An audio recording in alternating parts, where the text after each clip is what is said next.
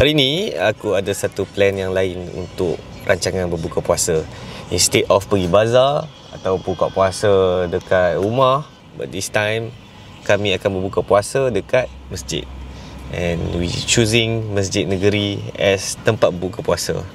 So this is the first time lah budak-budak ni berbuka puasa dekat masjid. Wife aku pun first time agaknya. First time kan? Dia pun baru tahu kat masjid boleh buka puasa. Okay, jom.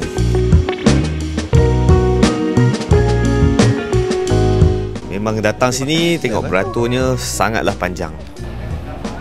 First time datang sini untuk iftar, memang terasalah vibe ukhuwah dia tu.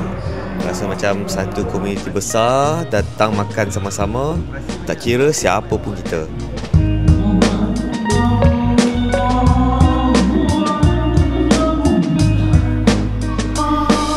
Dengar je azan, semua orang pun have a pause. Tak ada siapa pun yang tergesa-gesa untuk berbuka.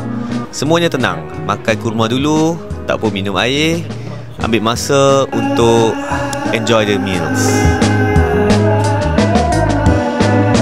Habis je makan, kami terus solat maghrib berjemaah. Momen ni buatkan aku terfikir yang kadang-kadang kita terlalu sibuk dengan hidup kita sampai kita lupa yang ketenangan tu ada bila kita pause sekejap.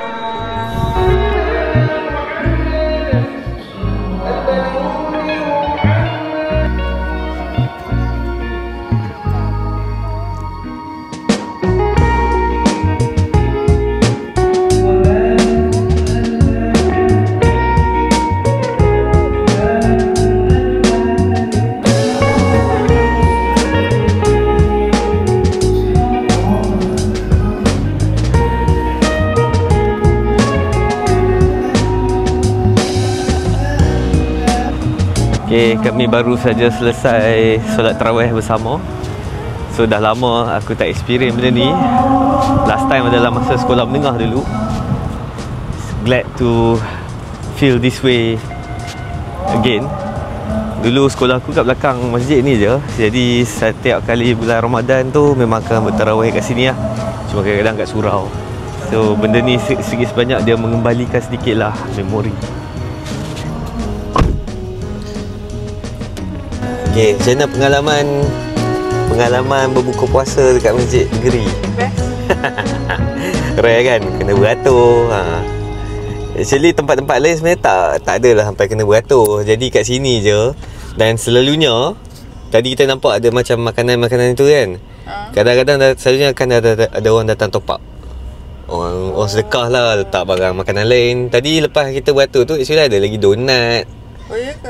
Donat, keripap macam-macam lah orang letak. Kat belah perempuan tak ada pun? Ada, dia tak keliling macam tu. Selalu orang datang tak plastik. Habis ni tak lagi. Saya tak putus lah.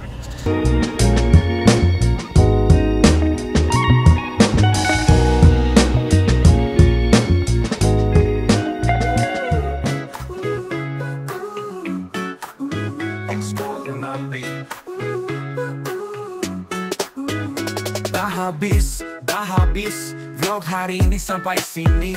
Jangan lupa, jangan risau, jumpa lagi esok pagi. Dah habis, jumpa di vlog esok. Jangan lupa subscribe pada Hanis.